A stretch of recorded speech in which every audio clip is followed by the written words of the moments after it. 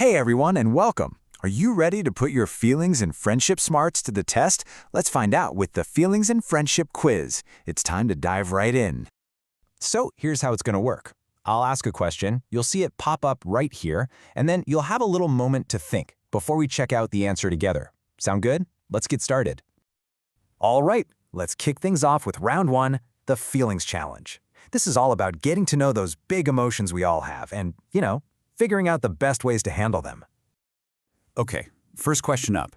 I want you to think about a time you felt really sad, or maybe super angry. When you're in that moment, what's the best thing you can do? Take a second and think about it.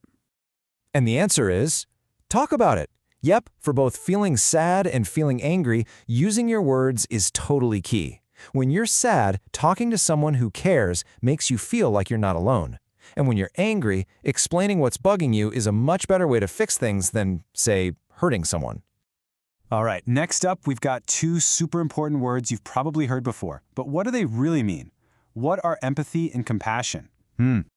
So here's the deal. Empathy is all about understanding how someone else feels. You know that saying, putting yourself in their shoes? That's empathy. But compassion, that takes it one step further. It's not just understanding, it's caring about their feelings and doing something to help, like maybe writing them a kind note or just being a good listener. Now for this next one, there are actually a ton of right answers, so I'm curious to see what you can come up with. What's one positive way you can manage your emotions? Let's take a look at some of these awesome options. Did you think of any of them? Talking it out, getting your body moving with some exercise, writing stuff down in a journal, giving yourself a little pep talk, or, and this is a big one, getting help from a trusted adult. These are all fantastic ways to handle your feelings. Okay, let's get serious for a sec, because this next question is incredibly important. Sometimes a sad or worried feeling can kind of stick around and overstay its welcome. So what can you do if a negative feeling just won't go away? The answer here is simple, but it is absolutely the most important one to remember. The best thing to do is to talk to a counselor or another trusted adult.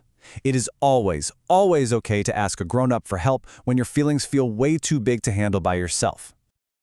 You guys did an awesome job in round one. So, for round two, grab your detective hat and your magnifying glass, because it's time to be a friendship detective. We're about to spot the clues for safe and unsafe relationships. All right, detective, here's your first case. You're looking at a friendship, maybe a relationship with a family member. What are the clues? What makes a relationship feel safe? And case closed.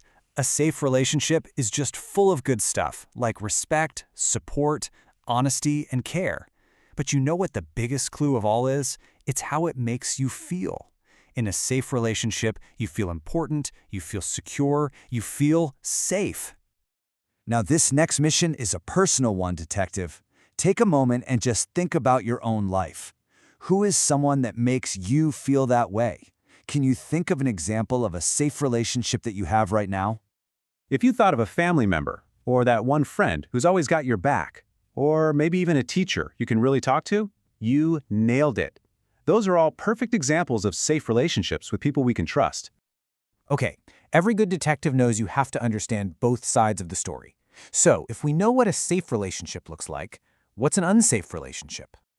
An unsafe relationship is pretty much the opposite. It's where you find things like bullying or where there's no support and just a real lack of respect. It's a situation that can make you feel small and lonely and just bad about yourself. Let's dig a little deeper into this case, shall we? What specific things might you actually see happen in an unsafe relationship? And maybe more importantly, how would those things make a person feel?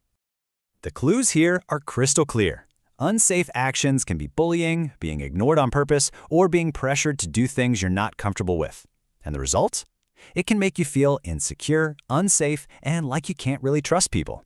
It might even make you feel like you have to be on guard all the time. You have been an amazing detective. So for our final round, we're going to take everything we've learned and put it into action. This is your action plan, and it's definitely the most important part of our whole quiz today. Okay, this is it, the number one most critical question of the day. If you ever find yourself in a relationship with a friend, anyone that feels unsafe, what is the absolute first thing you should do? And here it is. The answer is always the same, and it's the most powerful tool you have. Talk to a trusted adult you know. You never, ever have to deal with these things all by yourself. So let's lock in that final action plan. It's just 2 simple steps. Step 1, find a trusted adult. That could be a parent, a teacher, a school counselor, and just tell them what's going on. And step 2, never, ever forget this. You have the right to be safe. Always. And that brings us to the end of our quiz. You did an incredible job. I want to leave you with just one final thought to take with you. Think about it right now. Who is one trusted adult in your life that you know, no matter what, you can always talk to? Keep that person in your mind. Thanks so much for joining me today.